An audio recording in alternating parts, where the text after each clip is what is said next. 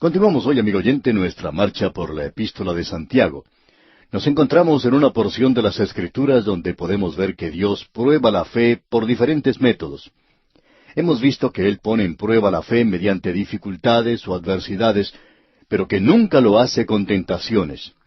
Y ahora estamos observando que Dios también prueba la fe por la palabra. Esto lo podemos ver en los primeros 13 versículos del capítulo 2 de esta Epístola de Santiago, que Dios prueba la fe por la actitud y la acción en la acepción de personas. Es decir, aquellos que nos rodean y aquellos que especialmente vienen al lugar donde nosotros adoramos en nuestra iglesia, donde quiera que sea. En el versículo 1 entonces, del capítulo 2 de la Epístola de Santiago leemos: Hermanos míos, que vuestra fe en nuestro glorioso Señor Jesucristo sea sin acepción de personas. Debemos notar en este versículo cómo Santiago habla del Señor. Él lo llama aquí nuestro glorioso Señor Jesucristo. Ahora, Santiago es medio hermano del Señor según la carne, pero aquí él lo presenta con su nombre completo, nuestro glorioso Señor Jesucristo. Y nosotros podemos ver que lo llama el Señor de la gloria o glorioso. Aquí tenemos una afirmación muy fuerte, por cierto, de la deidad de Cristo. Y amigo oyente, no sabemos de ninguna otra persona que esté en una mejor posición de juzgar en cuanto a la deidad de Cristo que un hermano más joven del Señor Jesucristo, quien creció en la misma casa con Él. Francamente, opinamos que Él se encuentra en una mejor posición para hablar en cuanto a la deidad de Cristo que algunos teólogos que se encuentran en alguna biblioteca donde están rodeados de grandes volúmenes, pero muy retirados de la realidad de aquel día. Opinamos que un teólogo en esa forma está muy retirado o muy lejos de la realidad del primer siglo y del hogar en el cual creció el Señor Jesús. De modo que, si no le parece mal a usted, me gustaría unirme a lo que dice Santiago. Ahora notemos aquí lo que él está diciendo en cuanto a la fe. Que vuestra fe en nuestro Señor Jesucristo sea sin acepción de personas. Si usted pertenece al Señor Jesucristo y otra persona también pertenece al Señor Jesucristo, esa persona es su hermano. Ahora llega un pecador a su congregación, o usted llega a ponerse en contacto con él, recuerde que él también es un ser humano por el cual murió el Señor Jesucristo. Él tiene que ponerse al pie de la cruz tal cual lo hacemos usted y yo. Y en el versículo 2 de este capítulo 2 de la Epístola de Santiago leemos: Porque si en vuestra congregación entra un hombre con anillo de oro y con ropa espléndida, y también entra un pobre con vestido andrajoso. Ahora debemos detenernos aquí y decir que esta palabra congregación aquí significa en realidad una sinagoga. Evidentemente los creyentes judíos llamaban sinagoga al lugar donde se reunían, y ellos en ese entonces no tenían un edificio que hubieran construido. Le llamaban entonces una sinagoga, y era probablemente en la casa de alguno. En muchos lugares posiblemente se reunían en alguna sinagoga alquilada. En algunos lugares ellos podían alquilar estas sinagogas, ya que se reunían los domingos y no los sábados, de manera que no hubiera ningún conflicto para la reunión de esa congregación y la de los judíos. A propósito, aquí tenemos otro buen argumento del por qué la iglesia se reunía los domingos.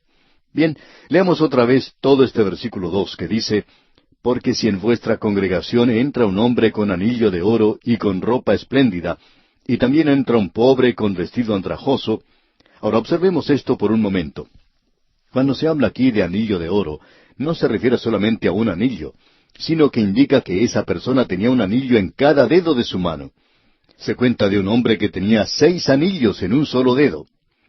Y luego se dice algo más aquí. Dice, ropa espléndida. Esto quiere decir que tenía ropas muy buenas, ropa muy fina, ropa resplandeciente, y estaba vestido ostentosamente. Y también debemos decir que esto de ropa espléndida estaba en contraste con la ropa que estaba usando el hombre pobre.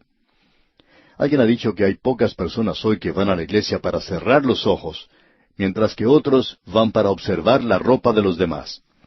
En algunos lugares el día domingo es nada más que para ir a mostrar las ropas buenas que tenemos, y hay muchas personas que van a la iglesia vestidos de manera exagerada. Ellos se sienten muy bien cuando hacen eso, pero eso es algo pretencioso. Hay cierta pomposidad en cuanto a esto. Sin embargo, es algo que es vulgar y vano. Hay hombres ricos que llegan a esos lugares con banderas desplegadas al son de trompetas, viajando en un suntuoso automóvil, y cuando tienen que bajarse, el chofer les abre la puerta y esa persona entra a la iglesia como un pavo real. Y eso es lo que el Señor Jesucristo utilizó en esa historia que Él contó en cuanto al hombre rico y Lázaro. En el Evangelio según San Lucas, capítulo 16, versículo 19, tenemos lo que el Señor Jesucristo dijo. Había un hombre rico que se vestía de púrpura y de lino fino, y hacía cada día banquete con esplendidez. Ahora, ¿qué es lo que quiere decir con esto de hacía banquete con esplendidez? Sencillamente quiere decir que él trataba de hacer las cosas de una manera superior a todos los demás. Ahora, Santiago nos habla aquí de un hombre que solo tenía andrajos para vestir. Quizá él estaba limpio, pero su ropa era andrajosa. Aquí tenemos una evidencia de parches y de pobreza. Puede que él haya sido una persona desaliñada o quizá abandonada y deteriorada.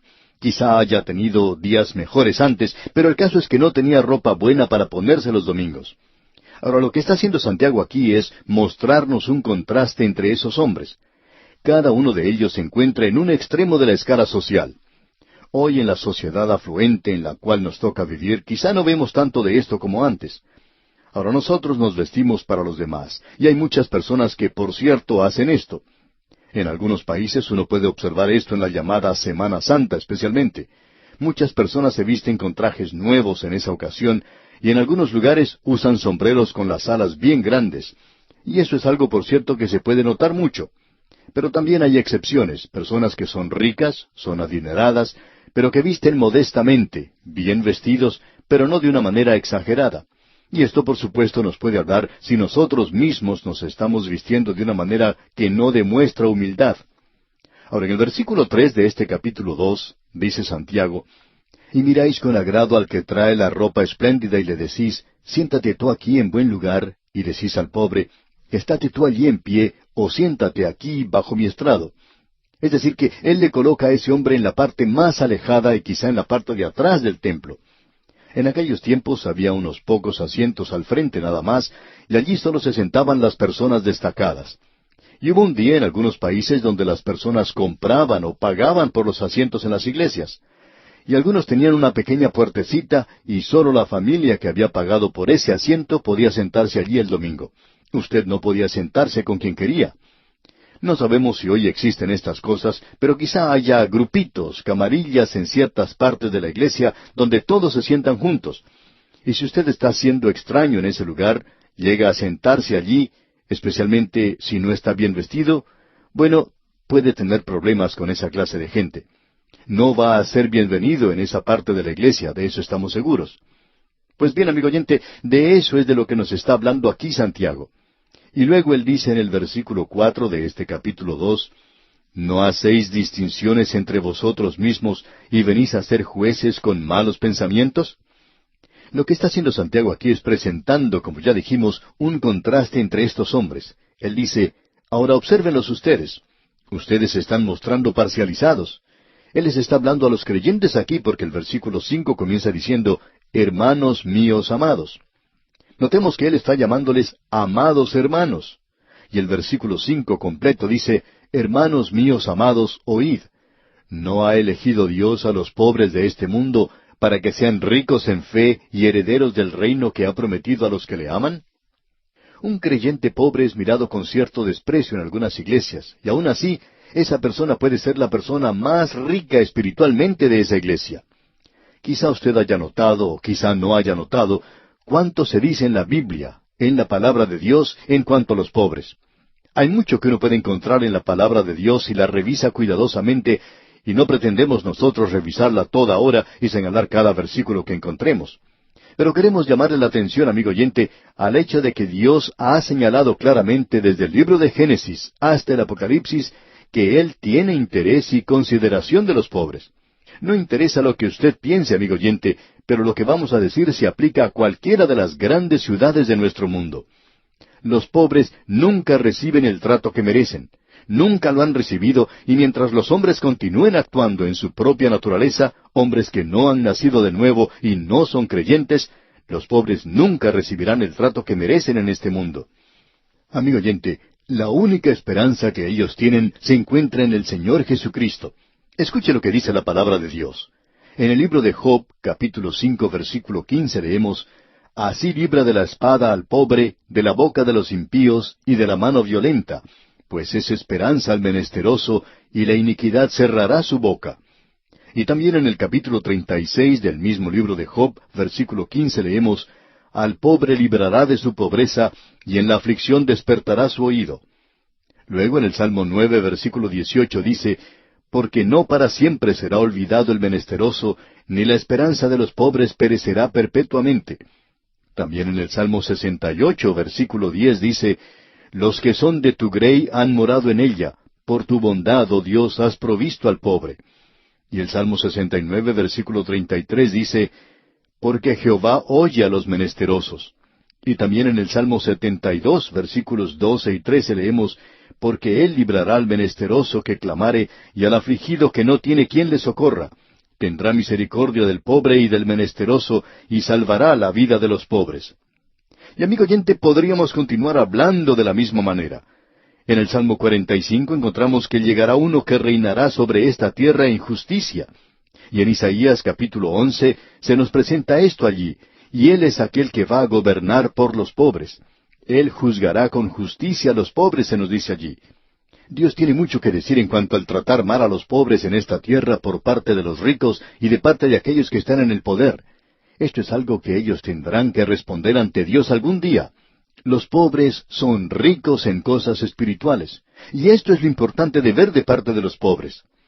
Ahora el versículo 6 de este capítulo 2 de la Epístola de Santiago dice, Pero vosotros habéis afrentado al pobre. ¿No os oprimen los ricos, y no son ellos los mismos que os arrastran a los tribunales? Amigo oyente, puede ser una corporación, una compañía muy rica, o puede ser un sindicato rico. Los poderosos no están tratando honestamente a los pobres. Cada año los políticos, cuando están buscando ocupar algún cargo, dicen que van a trabajar y ayudarnos a nosotros los pobres. Y sin embargo, amigo oyente, esta gente nos odia en realidad. No importa qué partido pertenecen ellos. Ahora alguien quizá diga, bueno, ustedes están hablando de una manera muy cínica. Amigo oyente, nosotros hemos sido pobres siempre. Nunca nos hemos alejado mucho de esa situación. Y queremos decir que desde ese punto de vista somos cínicos, porque hemos podido apreciar la forma en que los pobres son tratados en esta tierra. La única esperanza que ellos tienen, amigo oyente, y repetimos, se encuentra en Cristo Jesús. Ellos son despreciados por el mundo. Lo único que buscan los políticos es el voto de los pobres, y así es como tratan de lograrlo. Ahora el versículo 7 de este capítulo 2 de la Epístola de Santiago dice, ¿No blasfeman ellos el buen nombre que fue invocado sobre vosotros? Amigo oyente, si usted está maltratando a los pobres, entonces usted está blasfemando el nombre de Cristo. Y en el versículo 8 dice, Si en verdad cumplís la ley real, conforme a la Escritura, amarás a tu prójimo como a ti mismo, bien hacéis. Él está diciendo ahora, si ustedes quieren agradar a Dios, quieren obedecerle, entonces deben cumplir con la obligación que tienen. Él nos presenta esto de una manera muy clara. Amarás a tu prójimo como a ti mismo. Y eso es el resumen de toda la ley. Él va a enfatizar esto. Y aquí en el versículo 9 dice, Pero si hacéis acepción de personas, cometéis pecado y quedáis convictos por la ley como transgresores. La ley condena eso, amigo oyente. Ahora alguien nos puede decir, bueno, yo no he cometido ningún asesinato, yo no he cometido adulterio. ¿No ha hecho usted eso, amigo oyente? Escuche lo que dice el versículo 10 ahora de este capítulo 2 de la Epístola de Santiago. Porque cualquiera que guardare toda la ley, pero ofendiere en un punto, se hace culpable de todos. ¿Qué es lo que quiere decir con eso? No quiere decir que si usted ha quebrantado un mandamiento, los ha quebrantado a todos, sino que significa que usted es culpable de quebrantar los mandamientos, no importa cuál haya sido el que usted ha quebrantado. Es como aquel hombre que está en la prisión. Puede haber sido un asesino, y él puede ver del otro lado del pasillo y puede decirle al otro prisionero, bueno, yo no soy un ladrón, yo nunca he quebrantado esa ley. Sí, pero él también se encuentra detrás de las rejas, él es un asesino. Y creemos que es algo irónico hoy que algunos prisioneros tratan de matar a otro prisionero, otro que va a parar a la cárcel con ellos, porque no tienen ningún respeto por él. O ellos piensan que el crimen que este otro ha cometido es algo horrible. Pero amigo oyente, usted no necesita ir a la cárcel para ver eso. Usted puede encontrar a personas que desprecian a otra de la misma manera. Todos nosotros estamos ante Dios como personas que hemos quebrantado la ley. Ahora los versículos 11 y 12 de este capítulo 2 de la Epístola de Santiago dicen, porque el que dijo, no cometerás adulterio, también ha dicho, no matarás. Ahora bien, si no cometes adulterio, pero matas, ya te has hecho transgresor de la ley. Así hablad y así haced, como los que habéis de ser juzgados por la ley de la libertad. Esa es la ley de Cristo, amigo oyente. El Señor Jesucristo dijo, si me amáis, guardad mis mandamientos. ¿Cuál es su mandamiento? Mi mandamiento es que os améis los unos a los otros. Y ahora en el versículo 13 de este capítulo 2 de la Epístola de Santiago leemos, porque el juicio sin misericordia se hará con aquel que no hiciere misericordia, y la misericordia triunfa sobre el juicio. Se cuenta la historia de un matrimonio muy rico que estaba dando una fiesta para unos amigos en una ocasión, y estos trataron de hacer algo diferente. Así es que se dirigieron a la parte pobre de esa ciudad, y allí había una misión para los pobres donde se predicaba el Evangelio. Así es que esta gente, para divertirse nada más, entraron a ese lugar y se sentaron en la parte de atrás del auditorio. Ahora este matrimonio muy rico pertenecía a una iglesia muy de moda, pero ellos nunca habían tenido oportunidad de escuchar el Evangelio bien predicado, de la misma manera en que una persona que vive en lugares alejados raramente tiene esa oportunidad. Pero esa noche ellos escucharon la predicación del Evangelio y sus corazones fueron tocados, y ellos pudieron observarse a sí mismos como pecadores, y entonces pasaron al frente esa noche junto con esas otras personas en harapos y andrajos, y ellos aceptaron a Cristo. Estas personas llegaron a ser obreros del Señor en esa zona y establecieron allí un hogar para niñas desamparadas. Amigo oyente, nosotros necesitamos reconocer hoy que quizá pensamos que somos mejores que los demás, que de alguna forma u otra nosotros estamos despreciando a los otros. Y es pecaminoso el hacer eso. No interesa quién sea esa persona, ese hombre o esa mujer, se encuentra en el mismo nivel que usted y yo nos encontramos ante Dios. Esa persona es una persona pecadora, y usted y yo debemos ir a la cruz y tenemos que presentarnos ante el Señor Jesucristo como lo hizo este matrimonio rico del cual hablamos. Bien, amigo oyente, vamos a detenernos aquí por hoy. Continuaremos con esto, Dios mediante, en nuestro próximo programa. Volvemos hoy, amigo oyente, a nuestro estudio de la Epístola de Santiago, y quisiéramos ahora concluir con lo que estábamos diciendo en nuestro programa anterior, cuando tratamos este asunto de que Dios prueba la fe en acción, sin diferencia en cuanto a las personas. En realidad lo que tenemos aquí es un contraste entre el rico y el pobre, pero también puede hacerse en base racial, en base de clases, o aún de credo o denominación hoy. Todos nosotros estamos en un mismo nivel ante Dios como pecadores y tenemos que venir a Él en esa base. Por tanto, nuestra actitud hacia aquellos que nos rodean debería ser en esa clase de base. Se cuenta que hace muchos años en Londres, Inglaterra, había un predicador muy bueno. Un joven que en cierta ocasión fue invitado a visitar un hogar muy prominente donde se presentaría un programa musical una noche. En ese programa se presentaba una jovencita que estaba entusiasmando a toda la ciudad de Londres por la forma de cantar y de actuar. Ella era realmente destacada. Cuando finalizó su presentación esa noche, ella recibió una gran ovación de los presentes. Después de la presentación, los que estaban allí se reunieron alrededor de ella para felicitarla y aplaudirla. Este joven predicador se acercó a ella y cuando logró que ella le prestara atención le dijo, «Señorita, cuando usted estaba cantando yo estaba pensando de cuánto se beneficiaría la causa de Cristo si usted se dedicara a sí misma y sus talentos al Señor». Pero él continuó diciendo, «Usted es tan pecadora como el peor borracho o como una ramera en la calle, pero me agrada decirle que la sangre de Jesucristo, el Hijo de Dios, le limpiará a usted de todos sus pecados si usted se acerca a Él». Esta señorita volteó su cabeza de manera muy altiva y altanera y le dijo, «Usted me está insultando, señor». Y trató de apartarse del lugar. Este joven le dijo, «Señorita, no traté de ofenderla, pero estoy llorando que el Espíritu de Dios la convenza a usted». Bien, todos se retiraron y esa noche esta joven no podía dormir. Y a las 2 de la mañana se arrodilló al lado de su cama. Ella tomó a Cristo como su Salvador y luego se sentó y se puso a pensar en lo ocurrido. Y entonces Charlotte Elliott escribió estas palabras de un himno favorito. Tal como soy, de pecador, sin más confianza que tu amor, ya que me llamas acudí, Cordero de Dios, heme aquí. Tal como soy, buscando paz, en mi desgracia y mal tenaz, conflicto grande siento en mí, Cordero de Dios, heme aquí. Tal como soy, me acogerás, perdón, alivio me darás, pues tu promesa ya creí, Cordero de Dios, heme aquí. Y luego la última estrofa dice, tal como soy, tu compasión, vencido ha toda oposición. Ya pertenezco solo a ti, Cordero de Dios, heme aquí. Amigo oyente, esa es la base en la cual todos nosotros debemos acudir a Cristo.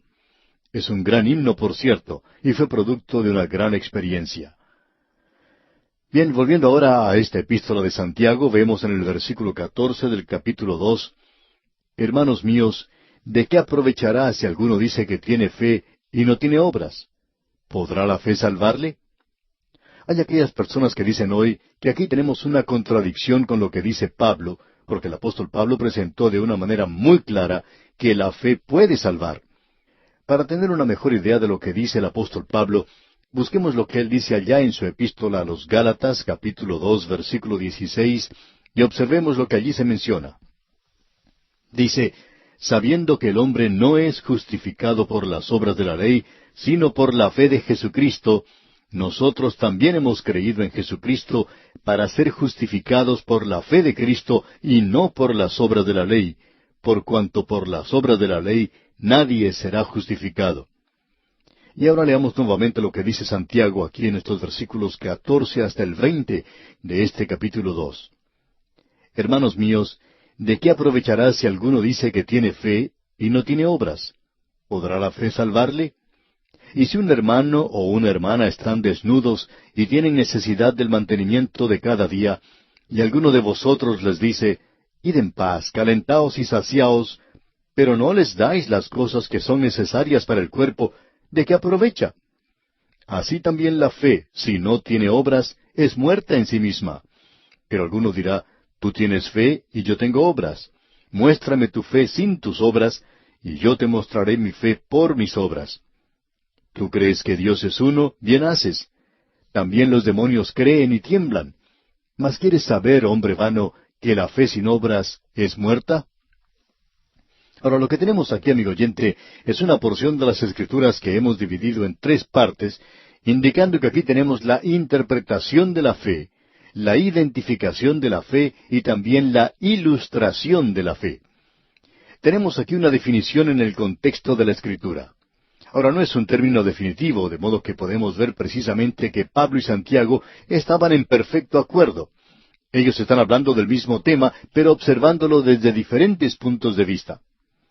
Ahora, esto es lo que queremos decir, que lo que Pablo está diciendo es que un hombre no es salvo por las obras de la ley. En su epístola a los Romanos, capítulo 3, versículo 28, él dice, concluimos pues que el hombre es justificado por fe sin las obras de la ley. Eso lo presenta de una manera muy clara en su epístola a los Gálatas, como hemos visto. Este hombre es justificado no por obras, sino por fe en Cristo Jesús. ¿Cómo vamos a reconciliar entonces estas dos cosas? Bien, Pablo y Santiago no están frente a frente luchando uno contra el otro, sino que, como alguien ha dicho, ellos están de espalda a espalda luchando contra fuerzas opuestas. Amigo oyente, había quienes estaban diciendo que las obras de la ley, y ellos estaban hablando ahora en cuanto a la ley de Moisés, que uno tenía que hacer las obras de la ley, que usted tenía que ir por la ley para poder ser salvo. Francamente, Pablo está diciendo que las obras de la ley no le salvan a usted, pero la fe en Cristo sí le salva. Estos hombres, por tanto, estaban defendiendo la ciudadela de la fe. ¿Por qué? Bueno, conviene que comprendamos primero el uso de la terminología. Lo que el apóstol Pablo está diciendo es que la fe salvadora, aquella que es real y que es genuina, transformará la vida de una persona. De allí tendrá lugar una revolución. Pablo podía decir, pero cuantas cosas eran para mí ganancia, las he estimado como pérdida. Esto sí que era una revolución que cambió completamente la vida de Pablo. Ahora escuche lo que él tiene que decir en su primera epístola a los Corintios capítulo 15, versículos 1 y 2. Dice Pablo: Además os declaro, hermanos, el evangelio que os he predicado, el cual también recibisteis, en el cual también perseveráis, por el cual asimismo, si retenéis la palabra que os he predicado, sois salvos, si no creísteis en vano. Es decir, a no ser que sea una fe vacía, digamos de paso. Ahora, lo que él está diciendo aquí sencillamente es esto. Y Santiago lo está diciendo. Santiago no está hablando aquí en cuanto a las obras de la ley. Santiago sencillamente dice que la fe le salva, pero la fe que salva producirá obras. Y Pablo está diciendo la misma cosa, a no ser que uno haya creído en vano. Usted debe examinarse a sí mismo, dice Pablo, para ver si usted está en la fe o no lo está. Así es que Santiago está hablando de aquello que es una fe profesante. El versículo 14 entonces de este capítulo 2 de la epístola de Santiago dice: Hermanos míos, ¿de qué aprovechará si alguno dice que tiene fe y no tiene obras? ¿Podrá la fe salvarle? Ahora él está hablando aquí en cuanto a una fe profesante, en cuanto a aquello que es falso y también falsificado. Creemos que uno de los graves peligros que tienen que enfrentar los predicadores del Evangelio es que les gusta ver que la gente se convierta y están dispuestos a aceptar un sí de alguna persona que dice: sí, yo confiaré en Jesús. Y puede ser nada más que un movimiento insolente, impudente de la cabeza. Es muy fácil hoy presentar aquello que es falso a primera vista, como decir que un elefante vuela porque tiene las orejas grandes. Existe un pequeño cuento y quisiera pasárselo a usted para que lo considere. Satanás tuvo una reunión con sus demonios para tratar de persuadir a los hombres de que Dios no existía, ya que ellos mismos creían que había un Dios y se preguntaban cómo hacer esto. Y también querían decirle a la gente que Jesucristo nunca había existido y que los hombres no deberían creer en una ficción como esa. Así es que él estaba preguntándole a los demonios qué es lo que deberían hacer. Cierto demonio sugirió que sería muy difícil librarse del Cristo histórico. Otro demonio se puso de pie y dijo: bueno, yo creo que sería bueno si nosotros persuadimos a la gente que con la muerte se termina todo, que ellos no tienen que preocuparse de una vida después de la muerte. Y luego otro demonio dijo: voy a decirles lo que debemos hacer. Vamos a ir a la tierra y decirle a la gente que puede creer que hay un Dios, que hay un Jesucristo y que creyendo en Él se salva, pero que no hay nada más que hacer, sino confesar la fe y luego continuar viviendo en el pecado como se vivía antes. Y ellos decidieron hacer eso. Ahora, la razón por la cual estamos seguros de que eso es lo que ellos decidieron en esa reunión es porque eso es lo que Satanás está utilizando hoy también. Y amigo oyente, Pablo y Santiago se encuentran en una armonía perfecta aquí. Cuando el apóstol Pablo habla de obras, él se refiere a las obras de la ley. Y Pablo nuevamente presenta eso de una manera muy clara en su epístola a los Romanos capítulo 3 versículo 20, donde dice: ya que por las obras de la ley ningún ser humano será justificado delante de él, porque por medio de la ley es el conocimiento del pecado.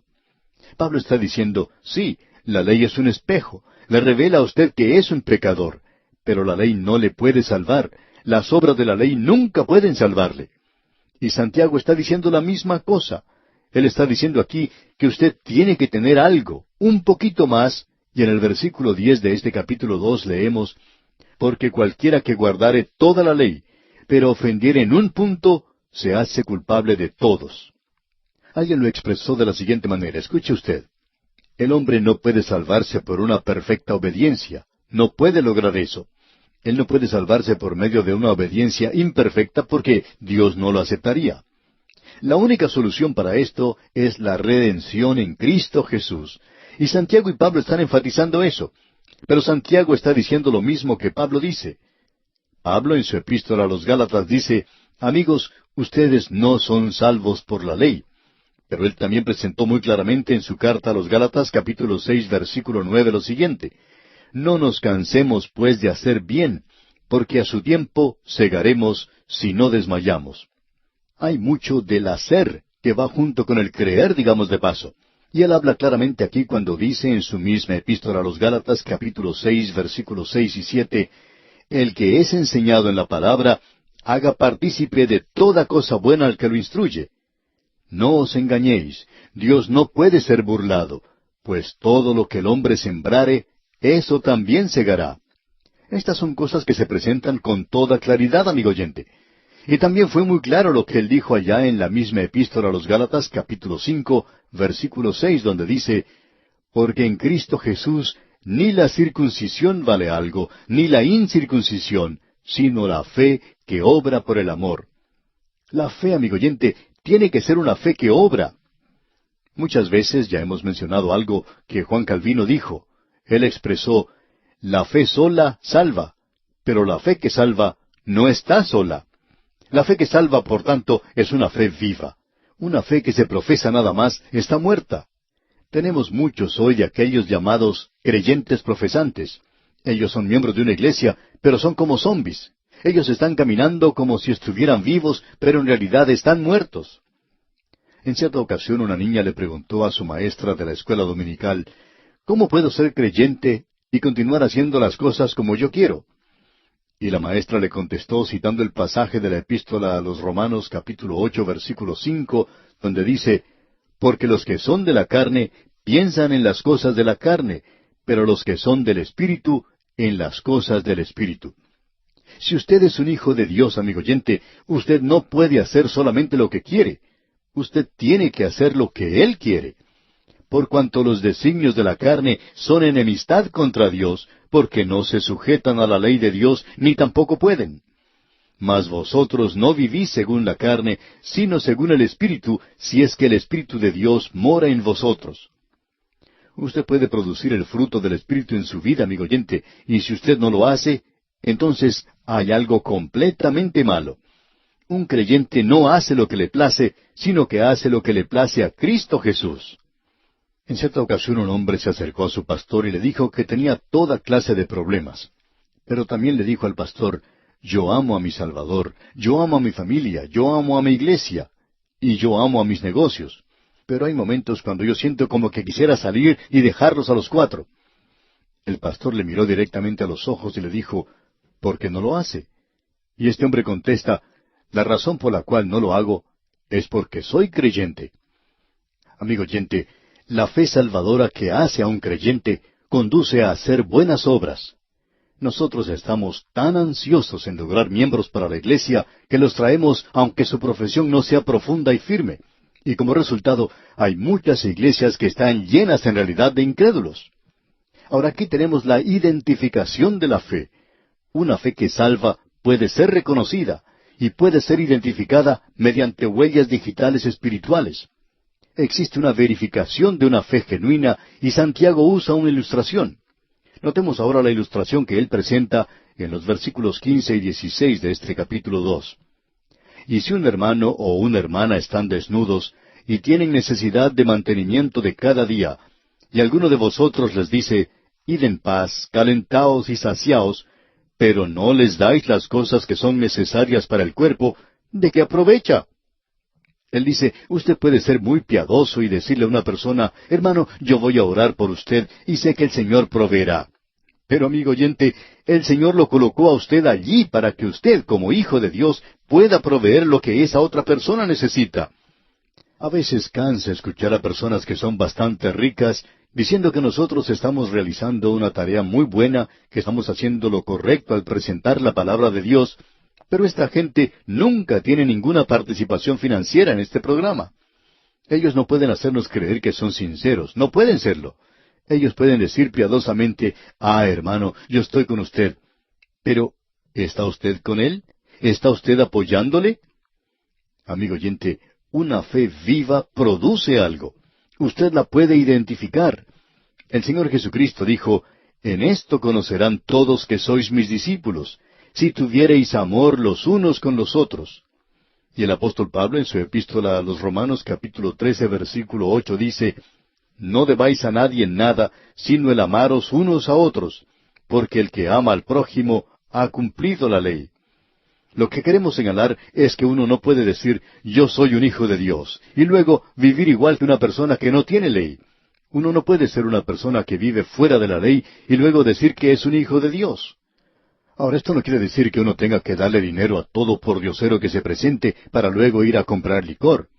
No creemos que toda persona que profesa ser creyente lo es en realidad. Es necesario probar a esas personas para ver si son creyentes o no. A veces uno aprende de cosas que realmente le dan ánimo, al enterarse de cómo algunas personas ayudan a otras en tiempo de necesidad, o de cómo alguna dama ayuda a un misionero en algún lugar, y hacen todo esto sin decirle nada a nadie. Amigo oyente, usted está demostrando por medio de su vida si usted tiene una fe genuina o no la tiene. Ahora el versículo 17 de este capítulo 2 de la Epístola de Santiago dice, «Así también la fe, si no tiene obras, es muerta en sí misma». Ahora, ¿por qué dice que la fe es muerta? Sencillamente porque la fe que vive produce obras, y uno tiene que sacar esa conclusión. Santiago está hablando en cuanto al fruto de la fe. El apóstol Pablo está hablando en cuanto a la raíz de la fe, y ese es el énfasis de ambos. Pero tanto Pablo como Santiago están diciendo que la fe sola salva. Pablo dice que la fe va a producir fruto, el fruto del Espíritu, amor, gozo, paz y todos los demás.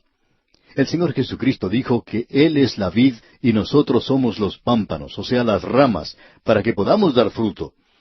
La fe salva, amigo oyente, pero la fe que salva produce algo. Eso es todo lo que Santiago podía decir. Santiago está hablando en cuanto a la fe, amigo oyente, y él aquí nos presenta dos ilustraciones en cuanto a la fe. En el versículo 21 de este capítulo 2 dice, ¿No fue justificado por las obras Abraham nuestro padre cuando ofreció a su hijo Isaac sobre el altar? Santiago está diciendo aquí que Abraham es justificado por la fe. Y en el libro de Génesis vimos que él fue justificado por la fe, es decir, Abraham. Ya hemos repasado esto en varias ocasiones y queremos decir lo siguiente. Abraham fue justificado cuando ofreció a su hijo Isaac. Ahora la pregunta es entonces, ¿ofreció él a su hijo Isaac? La respuesta es no, él no lo hizo. ¿Cuál fue entonces su obra de fe? ¿Cómo le salvaron sus obras? Bueno, su fe causó que él levantara ese cuchillo para hacer una cosa que él no creía que Dios jamás le pediría que hiciera. Pero ya que Dios le pidió que hiciera eso, él estuvo dispuesto a hacerlo. Abraham creyó que Dios levantaría a su hijo de entre los muertos. Él no dio muerte a su hijo. Y esta es una ilustración ejemplar, digamos de paso. Usted demuestra su fe, amigo oyente, por medio de sus acciones. Y la acción de este hombre es que creyó a Dios. Tenemos ahora otra ilustración mencionada en el versículo 25 de este capítulo 2. Leamos. Asimismo también Rahab la ramera no fue justificada por obras cuando recibió a los mensajeros y los envió por otro camino. ¿Cómo puede ser justificada por las obras? Bueno, ella recibió a los mensajeros y los envió por otro camino. ¿Sabía usted que esa mujer viviendo en la ciudad de Jericó había arriesgado su vida? Ella le dio la espalda a su vida antigua y a su propia gente. Y lo que antes era ganancia para ella llegó a ser pérdida. Ella no le dijo a esos hombres, yo me quedaré aquí a un lado cuando ustedes vengan y cantaré algún himno de alabanza a Dios. Yo no voy a decir, aleluya, alabado sea el Señor cuando ustedes entren aquí. Ella dijo, yo voy a hacer algo, yo voy a esconder a estos espías porque yo creo que Dios les va a entregar esta tierra a ellos. Nosotros hemos escuchado esto por 40 años y yo creo a Dios. Amigo oyente, ella creyó a Dios y tomó parte de lo que estaba ocurriendo. Ella fue justificada ante Dios por su fe. Y el escritor de la Epístola a los Hebreos, en el capítulo 11, versículo 31, dice, Por la fe Rahab la ramera no pereció juntamente con los desobedientes, habiendo recibido a los espías en paz. Pero ante su propia gente y ante los israelitas, ella fue justificada por las obras. Hace algún tiempo un señor fue a un vivero de plantas y compró la raíz de un árbol. La habían marcado como árbol de ciruela, pero se veía solo un palo, como palo de escoba. Se le dijo a este señor que lo colocara en la tierra de cierta manera, y así lo hizo, y observó este árbol cuidadosamente, y en la primavera le comenzaron a salir hojas. Durante 3 años ese árbol tuvo flores, y luego hubo fruto. ¿Y sabe usted qué clase de fruto salió de ese árbol? Ciruelas. La raíz de ese árbol era de un árbol de ciruelas. Y la fe es la raíz, y la raíz produce la clase de frutos que dice la raíz que es. Si usted, amigo oyente, tiene una fe viva, entonces habrá fruto en su vida. Nuevamente dice el apóstol Pablo que debemos examinarnos a nosotros mismos para ver si estamos en la fe. Debemos probarnos a nosotros mismos. Y Santiago dice aquí en el versículo 26 de este capítulo 2, porque como el cuerpo sin espíritu está muerto, así también la fe sin obras está muerta. Y eso también lo decimos nosotros, amigo oyente. Y aquí nos detenemos por hoy.